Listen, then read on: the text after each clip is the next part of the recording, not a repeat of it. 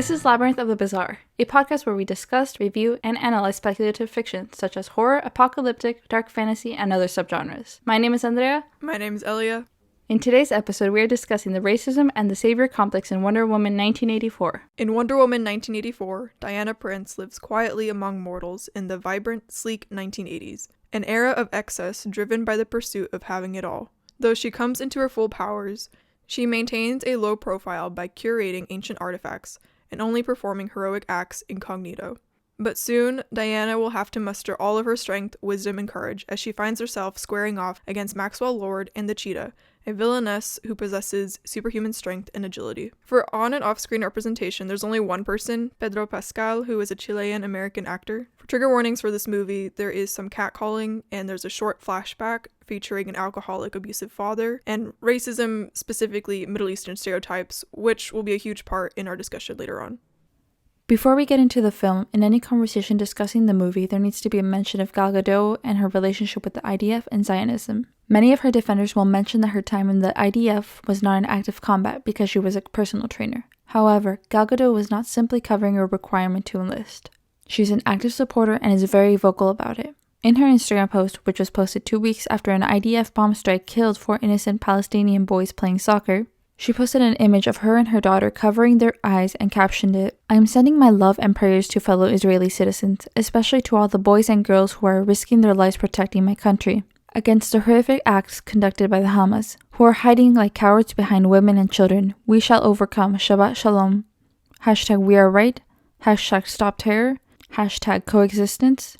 Hashtag I love the IDF." Then, in a recent interview in the BBC, Gadot was asked if it was possible to achieve peace without waging war in the Middle East. Her response was, "I pray it is. I'm a big believer in democracy, and I can only hope we have 2 brave leaders that will bring us there." This stark contrast not only demonstrates a hypocrisy, but a sentiment in support of the Palestinian genocide occurring. The film attempts to distract and paint Gadot's ideology in a different light in certain deliberate scenes, which we will mention in our conversation later. If you wish to be more educated on this and find out how you can support hashtag Free Palestine movements, we have linked different resources and articles in our podcast description. Okay, so moving on to some behind-the-scenes stuff, I mainly want to focus on things that are relevant to today's discussion. The entire plot for Wonder Woman 84 leaked way before the first trailer was released, and it was very detailed. It went scene by scene. It sounded very mediocre and iffy on paper, but I just expected it would be better in film. Clearly, it did not. So there was a lot of changes in the crew, and you can see the differences on screen when you compare Wonder Woman 2017 to Wonder Woman 84. You can see a lot of differences in like the CGI and the stunts, but the biggest difference is definitely the tonal shift and the writing style of Wonder Woman 84, which will be discussed later, but I wanted to point out why the change in the writing. So the writing credits for Wonder Woman 2017 goes like this. Story by Zack Snyder, Alan Heinberg, and Jason Fuchs, and screenplay by Alan Heinberg.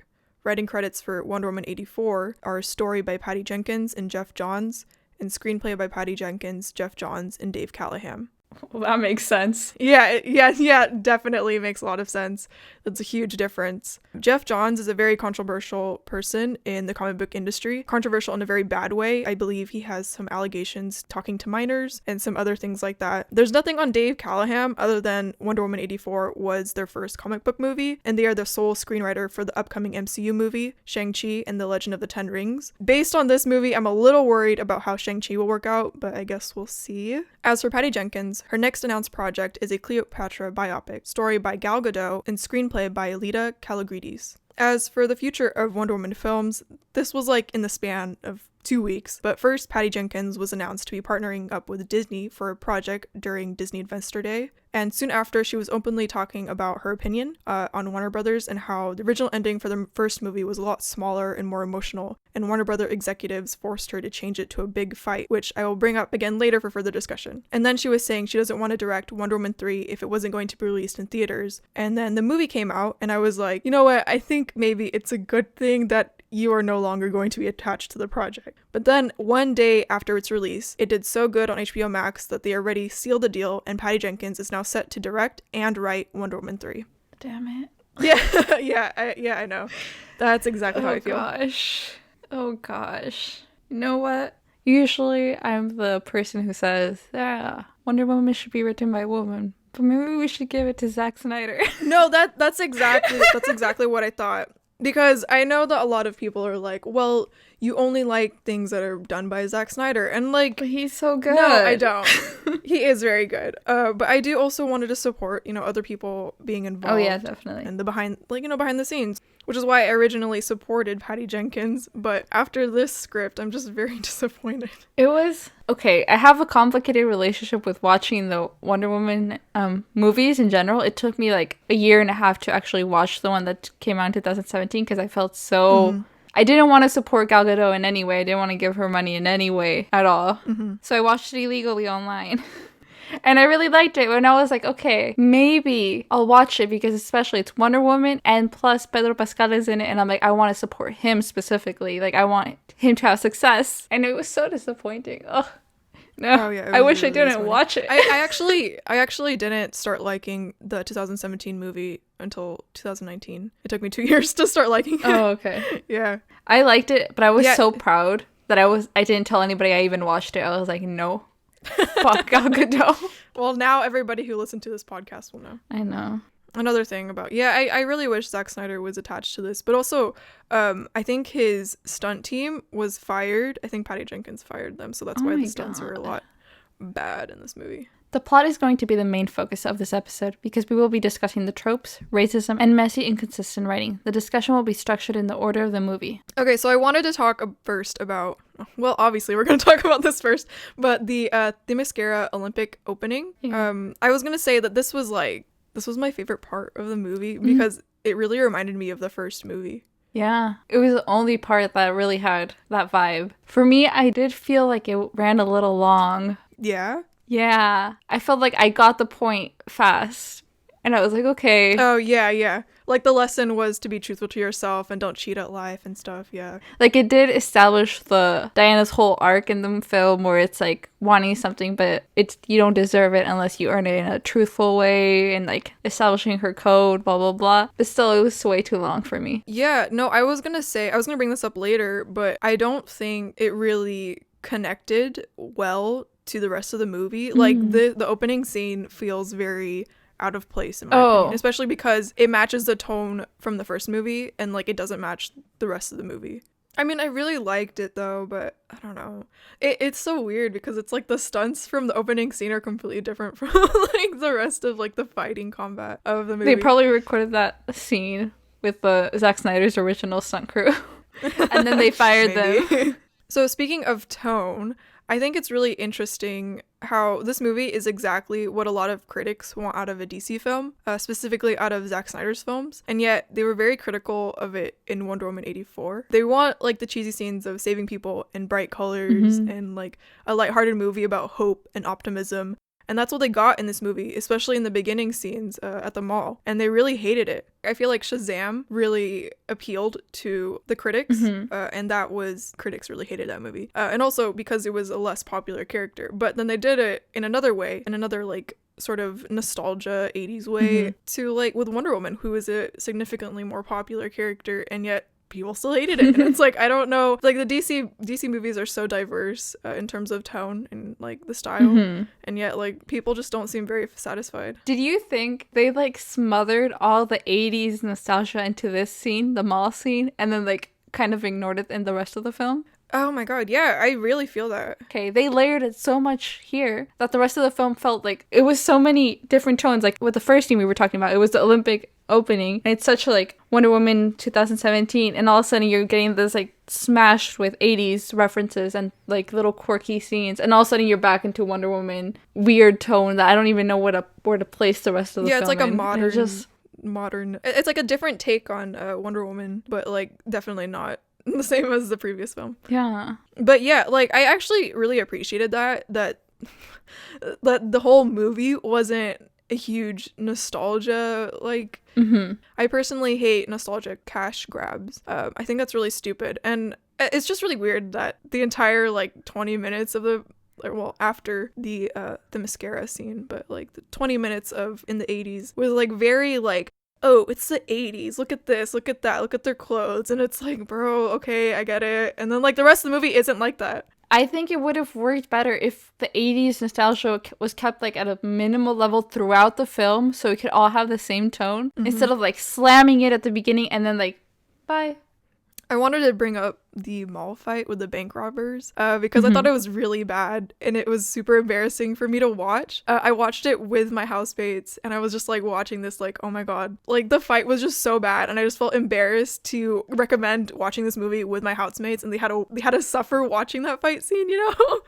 It was terrible. Also, the way the lasso of truth moved, I was like jarred every time I saw it because it would move in such a strange way. Like the CGI, I guess, whatever it's called. It looked so weird and out of place, and I'm like, this is terrible. What is this? It was very campy.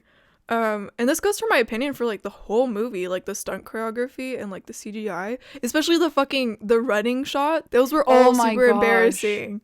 I was like, why are they running like that? Why is she running like that? It was just very embarrassing. And I know everyone who's defending like the running, how it looks, it's like it only lasts for like 2 seconds. I'm like, it doesn't matter. It takes you out of the movie. Like it takes you out of that headspace. It just felt bad. I felt since our last episode was Birds of Prey, I felt no moment where I was like, oh my gosh, this fighting is so cool. Like they take advantage of the fact she was trained by like a society that was female warriors, blah, blah, blah. Shit like that. Yeah, and like the action scenes from the first movie are literally why I keep coming back to it, because it's so impressive and creative. So the stone is the plot device that connects all of the characters together. How did you feel about the stone and how it works? It was strange. I think he was pausing. I was like, it was strange. That's it. That's it. That's the only thing I gotta say. It was strange because I didn't understand what was going on. Like, the fuck? Like, okay, they make a wish. Yes, we understood that. And then all of a sudden, Maxwell Lord becomes the Rock, and suddenly he has power to take things from people, and they didn't explain that suddenly. It was just something we had to understand randomly, and it was just so weird. I was struggling until, like, I think it was in the second half of the film that Maxwell Lord finally explains what's going on, and he's like, oh, I take what I want. Blah, blah, blah. If you wish, I take something, whatever I want. I feel like they should have established that earlier. The order of revelation didn't translate well to the audience. They established through Maxwell Lord that making a wish is a give and take process. You make a wish and it takes from you. But simultaneously, we see Diana and Barbara, and they're not losing anything yet. So we don't understand how he is able to make wishes as he grants other people wishes. I guess you could argue that they want to establish that when Diana fights in Egypt, but I think it takes a really long time to get to that point in terms of movie length and pacing, that by the time you do explain what's happening, you've already lost the audience. So I guess maybe the solution would have been showing Barbara and Diana slowly losing something before Maxwell Lord was granting people wishes. Yeah, and I think they try to do that with the first wish with his investor, but it wasn't clear enough. It wasn't a clear explanation when he's taking his hand and he's like, oh, I wish success for your company, and then he's like, oh, I'm gonna take your assets. Yeah, that definitely gave me a whiplash because I did not understand what was happening. Yeah, they should have given us a smaller example so we could understand it before taking it to that big event, because honestly nobody knew what was going on until they explained it like later. It was difficult. I mean, like, I kind of went with it because I was like, oh, okay, he has the power to somehow do this, but the logic didn't make sense to me at the time. It was really interesting how, like, as I said earlier, I watched it with my housemates. They didn't even understand that the stone was magical. Like, they did not make a good progression to that for, I guess, casual moviegoers, because they don't watch a lot of movies. They kind of just like scroll through Netflix or Hulu and just watch random things. So like, you know, they're very casual movie watchers. So I guess that slow revelation actually didn't work for a lot of people, and I'm just like curious who else, you know, suffered from that. I understood it because I read a lot, so I know kind of where plots usually go to, but if I had not had this preparation to analyze the shit out of this movie, I probably would have been like, that's so weird. What the fuck is going on? Okay, so can we fucking talk about Diana's wish? Like, what the fuck? What the fuck was that? Well, that was so confusing. Like, my housemates were already confused, but them, like, watching a random person transform into Steve was so fucking confusing for them. So fucking weird. It was so weird. Like, oh my god. he literally stole someone's body, and that there's so many complications with consent because of that. Like, she's kissing this random person's body and they slept in the same bed, which typically implies that they had sex. It was like, what the fuck are they doing right now? He just completely like stole his life for a few days, because they just literally were in his apartment using all his clothes, going through all his things. It was just like, okay, this is normal, we should be happy for her. And, like, I don't understand why they couldn't just have him magically appear. Why couldn't he have, like, his own body? Like, what the fuck? What was the reason of having this random person be him? What made it even worse was that they also established in the movie that he only looks like Steve to Diana. And I was like, what the fuck is going on right now? Like, what if this person had, like, obviously this person has, like, relationships with people in his own life, and it's like, what if they just saw him making out with Diana? Like, just doesn't make any sense to me. Like, why did they choose for him to literally steal someone's body? It just doesn't make sense to me. It doesn't. Steve just should have just come back as Steve. And the thing is that there's literally no reason why he couldn't have just come back. I really liked Barbara. And also, the beginning, I mean, aside from all that campy shit, like, I really liked Barbara and Diana's chemistry in this movie. It felt very queer. Like, they were just, like, kind of flirting with each other. And my housemates and I were, like, yelling because it was like, oh my god, this is totally gay. It was. I just didn't. She literally just asked Diana, like, on the first day of meeting her, have you ever been in love? And I was like, dude, like, you're in love with her? Already? Okay, so when Barbara makes a wish, she says, like, oh, I wish I was, like, sexy like Diana. Oh my god, exactly. And it's just like, okay. The one thing I didn't like, despite liking Barbara, I didn't like that they did the nerdy girl, hot girl transformation trope. Yeah. And it also felt like they were pitting women against each other also. Yeah. Which I know is, like, kind of unavoidable because the two of them are enemies. But it just, like, the way that they framed the two of them in this movie, that's just how it felt like. And it's, like, a very overused trope, and I was kind of tired of it. The way there were certain scenes that framed the friendship that they had at the beginning transforming into, like, a competition for Mac's attention in certain scenes. And it was so weird because it wasn't actually a competition for Max's attention. Obviously, Diana doesn't give a fuck about men in this film other than Steve. But there were certain scenes that on Barbara's face, like, she gets jealous of Diana's existence when she starts becoming, like, an Amazonian. And it's so weird. Like, unnecessary. Like, okay, so the thing is, it's really interesting because I was reading this article about Cheetah. The creator of Wonder Woman, William Moulton Marston, he was a psychologist and co-creator of The Lie Detector with his wife, which I had no idea, his wife, Elizabeth Holloway. Anyway, Wonder Woman was an outlet that he utilized to discuss human behavior with the public because he was a psychologist, and to promote women's rights also. He created Cheetah as an embodiment of abnormal emotions, and particularly jealousy. But I feel like in the movie, the way her main drive was her envy of Diana, I feel like it just didn't translate the way that the original creator wanted it to, you know? Like, it just felt like they were trying to pit women against each other and just like, oh, I'm super jealous of this woman. It just, like, felt like very shallow.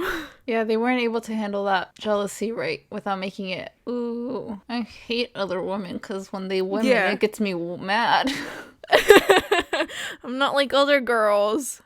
But I really liked especially her, because though. their dynamic at the beginning was so good and so, like, it was fun. It was, like, one of the few things I really liked about the movie, like, their little dinner together. That was stupid, and I loved it. That was so cute. It was so cute. The trope of nerdy girl becoming hot girl transformation, I felt like it was also another jab at nostalgia, but they got the wrong decade because those films, they were more popular in the early 2000s and late 90s. So it's just like, wrong decade.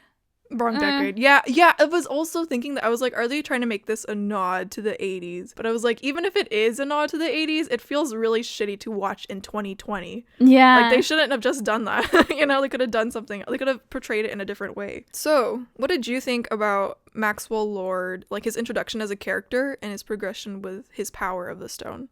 I really liked Maxwell Lord. He's one of my favorite things about the film, and not just because he's Pedro Pascal and he did some great scenes in the film. I agree. I felt like he was a really good villain because he was not just introduced. No, he was introduced, like, with a basic upfront villain story where he just wants to succeed. And then as we get to know him more, we realize it's just, like, trauma, fatherhood, Racism. I actually thought he wasn't, like, I think he had a very solid introduction, but I feel like he became more compelling to me as the story continued, but I wasn't very impressed with him as a character until he got the stone and wished for himself to have the power of the stone.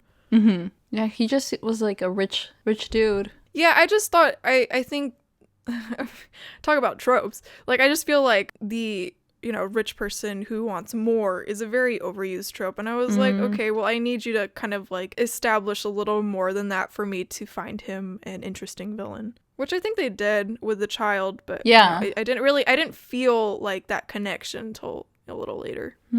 Interesting. But also, I just have an unnatural connection to Brother Pascal. Like, Brother Pascal, yeah, if you're listening, just kidding. Yeah, you wish, Andrea. What do you mean I wish? It's reality. Escalation of him and his powers made sense to me, like how he was going overboard with his powers, because he immediately gives that vibe of a power-hungry man. But I wish that they didn't make it, like, the movie so big geographically, because I think maybe keeping it closer to home, like keeping it in the States, would have been better. Going all the way over to Egypt felt really out of place and felt like a very specific choice by the writing team. I think they try to make it seem like it made sense going to Egypt by trying to make him like an oil tycoon and wanting to go with another oil tycoon, and they made him Egyptian so they could continue their little racist agenda. So interesting. All these scenes in Egypt and all the characters who would randomly appear in these scenes felt very... The writers were trying to say something that didn't go well with the film, and it felt like they were just trying to like do some damage control on Gal's reputation. Actually, if they did keep it in the States, it would make sense. Someone pointed this out on Twitter, but in the 80s in the United States, there was a very popular show called Dallas, which was a show about a white rich family in Texas that owned an oil empire. And so like I feel like that would even be like a bigger nod to the 80s. Yeah. If you kept it in the United States. It wouldn't tread into problematic grounds because it's like you can choose a white man and it would be perfectly fine. Yeah. Instead they chose to make her the white savior in Egypt who has to go rescue the children playing soccer from getting attacked, which is reminiscent to what I said earlier, that there was an airstrike that the Israeli soldiers did that killed 4 Palestinian boys playing soccer in 2014. And it felt like a very much like a revision of what happened. And it was just like, oh no. My God, you guys are trying to revise the way we see Gal Gadot. Like, you guys are just trying to make her the white savior. She would never do this kind of thing. Yeah, the Egypt scene felt very out of place in terms of like the plot of the fucking movie, but it also just felt like they were just trying to push a political agenda about Gal. I know people defend the choice of choosing Egypt by saying, well, they're bad people, of course they're going to act that way. That's not the issue. The issue is that there's a stereotype that Middle Easterners are hateful, terrorists, and villains in fictional and nonfiction narratives. And the fact that this movie deliberately chose to perpetuate that stereotype, like they chose Egypt, and like that's the issue with this movie. And later in the film, when everybody's conducting their wishes and everything's coming true, you could see like characters from all over the world wishing like random things, like, oh, I want to be famous. Oh, like I wish this person annoying me would die. And then all of a sudden you go back to Egypt and it shows a character like with a weapon and they're like, I wish we had nuclear weapons. And it's just like, you imagine every single Middle Eastern person to be wishing for nuclear weapons? Is that what you think they all wish for? Like, seriously? And it just felt like it was perpetuating an agenda. So 1 hour, 23 minutes into the movie, there's a scene of Steve ripping off the rearview mirror with something hanging that says Allah, and he rips it off to climb out of the front car window. The Muslim comic community actually spoke out against that because that's not how you handle things with the names of God and the Prophet written down. Like, there's a specific manner in which you handle objects with their names written down. And the ignorance and carelessness caused an extremely disrespectful act in the movie. And I just wanted to point that out. I hadn't seen anything about that. That's just, wow. Yeah, like, obviously I wouldn't have really noticed because I don't know the language. I'm not familiar with anything like that. So, like, when I saw the tweet, I was like, oh, fuck. They found extra ways to be disrespectful. Yeah, they did. How are you going to film in Egypt and not know shit like this, you know? Yeah. Like, you gotta be really respectful about things. Continuing our conversation on how they badly handled race and cultures, the entire Mayan storyline that they suddenly rammed in there was so idiotic. They literally said, like, oh no, the Mayans did not die because of the white man who came in and brought the disease and killed them all. It was out of their own greed for wishing things. And the white men's were the punishment that they deserved. And I'm like, okay, there's so much there to unpack. First of all, it's like a revision of history again. That's like the second revision in history that they made that makes the white man look better, or white woman. It makes it seem like the Mayans were like a really toxic society that didn't value truth. And that's why the stone won against them. And that's why they had death. Second of all, they made it seem like they were all wiped out and that there's no Mayan populations living, which is wrong because there's still like a Mayan population still living. They speak their original language. This idea that they're extinct and wiped out just harms these communities because it makes people look at them as items from history, and instead of people that we could currently help and assist their communities because their governments act like they don't exist anymore. And it's also a lot of reason why academics feel comfortable studying this and treating it like it's a dead culture, like the Roman Empire or whatever. But there's still a lot of people, indigenous people living in Southern America, in Southern Mexico, who are Mayan. And it's also one of the reasons why authors feel comfortable using this mythology, because they think it's of a dead culture, when in reality it's not. It's alive, and you guys are being disrespectful towards the Mayan community by doing these things. They literally just like put that in there to support their narrative when like you could have just, they weren't wiped out. You could have just like framed it a different way or something. I don't know. But but also even if you did frame it a different way and didn't say that they were wiped out, it, like also what you said, which I didn't realize, like the fact that, you know, they were too selfish to give up their wish. Like, are you fucking kidding me? They're basically framing the Mayans in the same view we saw like Barbara and Max, where they were being like selfish and like not a good person like Diana is. Also in that scene, I'm just like really confused about what Barbara had to sacrifice. Like, I'm just really confused like what they were trying to tell us with that scene. They established in that scene that Barbara was not willing to give back her wish. And then they also established that Diana doesn't want to give back her wish either, and that she had to sacrifice like her powers and her strength for Steve. It really makes me confused about both of their motivations, because Diana's plan is to go find Max and stop him, but also not give back her wish. And that's just really confusing to me, because it's like, okay, so then what exactly is your plan? I think maybe they were trying to like pull it off by saying like, oh, she just was really, she was in denial and she didn't want to give back Steve. But it just made me really confused about like what exactly she was trying to do and like what her motivation was. In turn, it also made it very complicated with why Barbara was trying to stop her, because she doesn't explicitly say that she was going to like kill Maxwell. Oh, that's true. She doesn't explicitly say that she's gonna like kill Maxwell and give back Steve, because she wants to keep Steve. She gives up Steve after the White House scene, but in the White House scene, Barbara is fighting Diana because she wants to stop her from stopping Max with the stone, which I don't know. I didn't realize it doesn't make this. sense. I did not realize that. I had not realized that. Oh my god. Oh my god. That's so dumb. The way it's set up, it would have been better to have the fight scene after she gave up Steve. It doesn't make sense as to why Barbara is fighting Diana in the White House. It doesn't make sense. Holy shit. That makes that entire scene irrelevant. Cut it out. Snip, snip.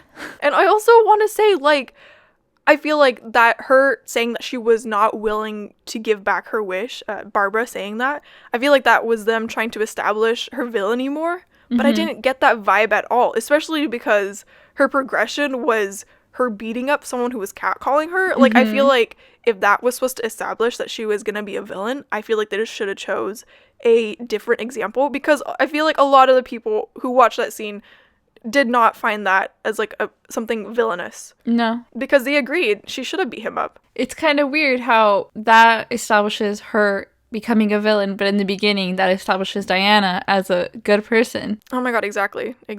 I mean, she does kind of beat him a lot. Worse. But still. That's still valid. That's okay. You can't use that twice and it's expect just us to have a different reaction for each one. And that White House scene, it's really frustrating because all the really cool shots in that fight scene were in the trailer, and then like the rest of the fight was just very unengaging and nothing memorable happened. They really know how to make a good trailer. Gotta give them that. Wow, I hadn't realized that. I hadn't thought about that too much. And now I can't stop thinking about it. Yeah, no, I caught that the first time I watched it, because I've watched it like 2.5 times already. That's so specific. Wow, imagine not having writers qualified enough to create a film and look back at your work and realize, like, hey, this scene does not make sense. We should do something about it. Like, I didn't catch it either. That's on me. But I wasn't the writer for this story. I shouldn't have been able to catch it. I actually really like the scene where Diana takes back her wish. Mm-hmm. The emotional journey of sacrificing Steve Trevor again, and like, you know, that was her choice, whereas as opposed to the first movie, that was like him making a choice. Mm-hmm. Her willing to give him up. It was very sad, and it actually really got to me. I really liked that scene. But the ridiculous fucking running right afterwards. Oh, I know. Ruined the moment. It made me so mad. Like, I was so sad watching it, and then she started running, and I couldn't take it seriously. I was so upset. There's only one scene in the movie that really got to me emotionally, and I'll mention it at the moment, but this was not it. I did not feel anything for this. Especially how, I don't know, I felt it was weird that you see all the chaos that's going around Diana and Sue at the moment, and how they use so many extras that were people of color, and they're like suffering. And it's like, oh, the revolution's starting, and they decide to protect her, and like, oh yeah, come this way, you'll be safe over here. Shut up. I don't want to focus on Diana at this moment. And so that scene transitions to an invitation of the Man of Steel first flight scene. That was the stupidest shit. The first time I watched it, yeah. The first time I watched it, I fucking hated it. Like, okay. So you see Diana, she's chasing after Max and Barbara, and all of a sudden she's flying, and all of a sudden she's back home getting her outfit, and all of a sudden she's flying back again, and it just felt like a weird fucking transition. It was like, what? I also made that point. I was like, I don't think anyone's gonna notice the lack of story continuity in that. It was but, so like, bad. I was so frustrated. It was obvious enough that I noticed it. I was like, okay. Like, I thought you were chasing them. Like, how did you get your outfit again? How are you home? To put it in perspective for the listeners, so she gives up Steve and flies for a long time because it's a very long sequence. Long enough that Barbara and Maxwell Lord have a long conversation in a plane, and there's a time change. It was daytime, and when they arrive to the bunker, it's nighttime. And then she gets back to her apartment, which I assumed was also in DC, because how else was Barbara getting to the White House to fight Diana? But it takes her from daytime to nighttime to get back to her apartment, do a costume change, and then fly again. And it was just... That was badly handled. So bad. There has got to be a more fluid way to structure that. It was just so jarring. Like, all of a sudden, we see her flying. It's supposed to be an emotional scene. We're like, oh, wow. She's remembering the words Steve told to her about how flying works. And it's just emotional for some people. And all of a sudden, she's back at her apartment. And suddenly, the logic of the story is out of place. She's no longer chasing them. What happened? Critics who watched the movie early said that scene was equivalent to this movie's No Man's Land scene. And I thought that was bullshit because it was really lacking. I didn't feel as emotionally impacted or emotionally moved by that scene. Same. Like, yes, I thought it was a very cool scene watching her fly, but like, it just didn't feel as emotionally moving as I think they were trying to make it. I was just going to mention the scene where she's swinging on the lightning bolt. I thought it was going to be something so much bigger, and it was so dumb. That's exactly what I was going to say. I was so excited for that scene from the trailer. I was like, that's going to be such a cool scene. Like, she's probably fighting somebody, like, at that moment. But no! It was literally the same 6 seconds from the trailer. What were your thoughts on the antagonists in this movie in comparison to Ares from the first film? I liked Max's character. They're closer to the ending, but Cheetah, she felt a little weak to me. She didn't really feel like a villain at most points in the film. Especially in the end, it was so strange to me, everything that was going on. No, yeah, I definitely agree. I thought her motivations were weak. I mean, like, mainly because I pointed out earlier that they did not do the, they didn't write the motivations very well. So, like, her final fight with Diana just felt really weird. Yeah, it wasn't even a good fight. The fucking fight scenes in this movie, I already said, are really bad. But what the fuck? Like, this was supposed to be, like, the final fight between like her and Cheetah, and like it was just so dull. I was like, what the fuck? And like there's this one part when Cheetah is holding on to like Diana's feet, and then like she's spinning in circles because she's trying to like make Cheetah dizzy and fall off, but it looked so fucking stupid. I was like, what am I watching right now? For having such a weak villain build-up and having a weak fight scene, it's just like, okay, Cheetah was there. She was there, I guess. And it makes me sad that she didn't get like a better villainous arc that could have made her more interesting. Yeah, and it really sucks because Cheetah is actually Wonder Woman's arch nemesis. Oh. And like as her arch nemesis, I wish she wasn't pushed aside for another antagonist, because they really threw away a lot of potential. It's really similar to what they did with Black Manta and Aquaman, and he is also Aquaman's arch nemesis. We don't get to see her transformation. We don't know why she chose to be a cheetah and not some other animal.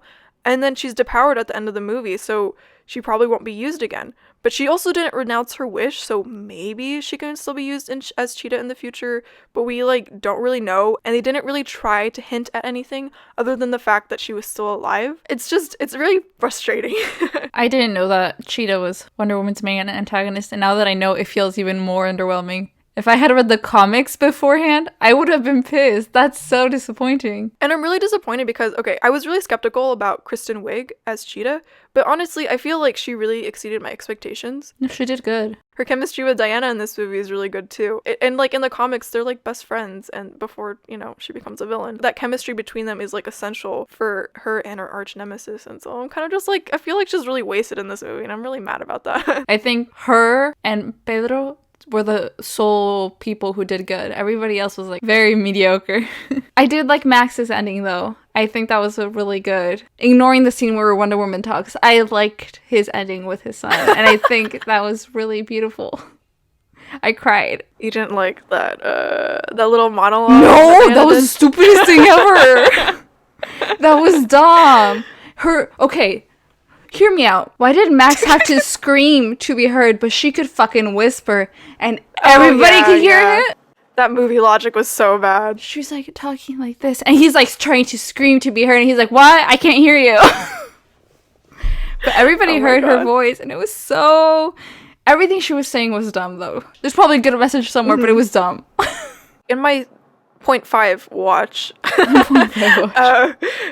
I think the concept of it was really good, especially, I don't know if you noticed, but they used A Beautiful Lie from Batman vs. Superman during that scene. It gave me goosebumps, and I thought it was a really good use of the song, which a lot of people are kind of iffy on that. It originally played in Batman vs. Superman when Bruce had lost his parents and was in a very vulnerable spot in his life. And in Wonder Woman 84, Diana was talking about how everyone suffers from something in their life, and you can't just wish it away. You can't ignore the truth, which is, the main theme of the movie. And so I thought it was like a good use of that song, but I just don't think the execution was very good, especially because she was staring into the camera, which made it feel very stupid. I don't like when people break the third wall like that. Me either. I hate it. It felt like a very weak attempt to make this movie one of those movies about hope and optimism, which, like I said earlier, that critics are very harsh about this movie, but I just feel like the execution, like what they were trying to do was fine, but the execution of it was just really bad. Yeah. So I actually mentioned in the beginning how the first Wonder Woman was originally going to have a emotionally driven climax instead of a huge fight scene. I feel like this movie did what Wonder Woman 2017 was originally supposed to do, and I think it worked really well, specifically because of Max Lord. Yes. And like I feel like it would not have worked if she fought him, like if he wished for like, I don't know, combat skills, or for like soldiers to appear and fight her. Like I feel like how it was handled, the climax of the film, how that was handled was really well. So good. That's literally my favorite part of the film. Max's scene with his son, very powerful. I was crying, and I don't know. I didn't like the fact that in order to create a villain that was Latino, they had to introduce an alcoholic father. I feel like that's been done. It is something that our community suffers with, but it's like every single character has to do that? Okay, I see. I don't mind having a character who has a past with abuse, like an abusive parent, But I feel like that very short flashback was a very weak attempt to humanize him as a character when he felt very humanized already because of him and his son. Yeah. It was kind of just like, hey, let's just throw in the fact that he's been abused as a child and that's why he's this way. And I'm like, yeah. It's like, no. His entire relationship with his son, the way it progresses through the film is so good. It made me so emotional. Yeah. And I feel like, because I mean, Roman Sionis from Birds of Prey, he has a very complicated relationship with his parents because they were also abusive. But, like, you don't get that stupid flashback. And I just feel like I don't know, it's very irritating for me to see a 5-second flashback of someone, like, in their childhood, like, being abused by their parent. Because it's like, you could express it in another way. You don't have to show us that. It was just so strange that they had to put those flashbacks, especially the flashbacks where he's like getting bullied because he's the only non-white kid at his school. And it felt like very like, oh, we just remembered our villain is Latino. We have to insert some things that remind the audience he's Latino. Tamales, like, let's get some food in there. Like, oh my God. In the last few minutes, like, let's get it all in there right now. I literally screamed. I was like, not the tamale. like okay. So dumb. Here's the thing. You can express a character's backstory and have it be, like, so involved with abuse and, like, racial history, blah, blah, blah, xenophobia, and things like that, and still not have to depict it like that. That you could express it through its actions. And as you said, you could tell with Roman Sionis his story and his background without having to see his backstory. You could have just done it with his son. Yeah. You could have just done it in the scenes with his son. Like, him bringing up in some sort of conversation or to himself, if he's talking to himself, about how he wants to be a better father to his son.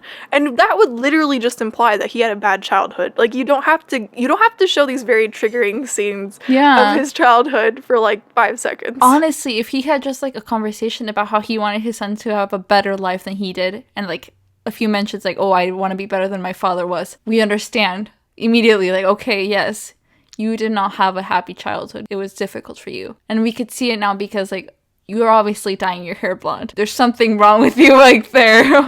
Your son is brown and he has black hair. You clearly are making yourself appeal to white audiences. We know there's something going on there, that you feel like you have to demonstrate yourself as a white man in order for your son to have a better life. It's like, okay, we get that. We could have gotten that with comments like that. I guess people need to see the trauma. Would it have been better? Because Max Lord, originally, I sent you that one picture of him in the comics. He looks very buff and military looking. Do you think that would have been a better depiction of Max Lord as opposed to this very Trumpian hair and a business suit? He's still a business person, but it's just the look of him. Do you think that would have changed anything? No, I actually think the look that they give him was good. Only because it shows what type of man he was trying to be and what type of future, like, the American ideal. Okay. A lot of Hispanic and Latino communities, like, they're like, oh, you have to reach the American dream. You have to work hard. If you work hard enough, you're going to get what you want. If you look more white, you're going to get it more. And it's like, I think that is a good way of representing it. Because I know if they did like the big macho guy, they would have made him look extra Latino, extra like. I was gonna say that would have been a stereotype as well. Yeah, they would have made him been like you kind of look like you could be in the cartel, you know? Exactly. So I actually appreciated it at the end. I didn't know if he was actually playing a white man or if he was playing a Latino passing off as a white man. But now that I know, I'm like, okay, I appreciate it. I didn't think of it that way, but that's definitely, like, someone with internal racism and trying to fit the white standard. I feel like that's definitely a new perspective of Max Lord in this movie. Yeah. And I definitely appreciate it a lot more. Especially since he changed his name, and from the start of the film, like, you could look at his son and you could be like, that's not his son. You wouldn't think that it's his son. But then you see the flashbacks and how his skin looks darker in the past and how his hair was darker, and it's like, okay, that's his actual father. Really quickly, I just wanted to go back to Max Lord's reunion with his son. I really loved the line when he was like, you don't ever have to make a wish for me to love you. I'm here because I love you. That got to me so hard. I was like, oh my god. Dang. That was such a good line. I really love that line. And the way he delivered it, oh my gosh, Pedro. It was so good. Pedro Pascal really just sold the emotional scenes in the last act. Fucking good. It was so good. Oh, I love that line so much. I fucking hated the Christmas epilogue because what was the fucking point other than to show the random guy that Steve possessed? And, like, we're watching them fucking talk, and, like, we, as the audience, and Diana know that she kissed this man without consent, and he doesn't know, and, like, she's smiling like it's a fucking inside joke, and I'm like, bro, what the fuck is this ending? It was so dumb. And the fact that he was wearing the outfit that Diana dressed Steve in. I know. I was like, what the fuck it's are like they trying to do right now? It's a little nod, like, oh, Diana, you will love again. You're gonna be fine. Like, shut up. Shut up. Okay, I just thought it was just so unnecessary. I did not want to think about this guy again because of the complications with consent. I just wish that they ended the movie in a different way. Yeah. And also, like, the ending was just her appreciating the small things in life, but you don't fucking need this guy to make that fucking point across. I was so mad. Rea, what are your overall thoughts on this movie? I did not like it. The only thing I liked was Pedro Pascal and his performance. If I could cut out all the scenes that Gal Gadot is in and see only him, I would do it. Wonder Woman 84, Pedro Pascal, supercut. It's gonna be on YouTube. Mm-hmm. I can't wait to see it. Somebody out there will do it. Maybe it'll be you. Maybe me. What about you? With the length of this movie and considering its previous movie, I think it should have done a lot more. It felt really dragging and underwhelming, and I was just disappointed overall. Who would you recommend this movie to? I would not recommend this to anybody, tragically. First of all, if it was a good movie, I would feel like, okay, maybe there's a reason to watch it. But there's not a reason to watch it. And by watching it, you support Gal Gadot. And I already felt guilty about that. I'm like, no, just don't.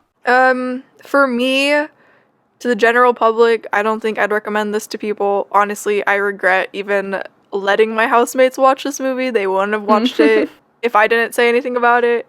If you like comic book movies and lighthearted movies about hope, maybe you'll like this, but, like, I'm very hesitant of recommending it to people, even if they are aware of the racist stereotypes, just because, like, you know, I don't want to expose people to that, you know? I don't want to expose people to that willingly. Thank you for listening to Labyrinth of the Bizarre. You can listen to Labyrinth anywhere you listen to podcasts. You could also watch Wonder Woman 1984 on HBO Max or watch it in theaters. Which you shouldn't, because society is not at a good place right now with coronavirus. So, book a private screening instead. Show your support for our podcast by rating us on Apple Podcasts and sharing us with your friends. Follow our Twitter at LabyrinthPod, where you can get updates and behind-the-scenes content. You can send us comments and questions to our Twitter, in our YouTube comment section, or to our email, goldenliars@gmail.com. LYRES. Thank you for listening to Labyrinth of the Bizarre. Until next time.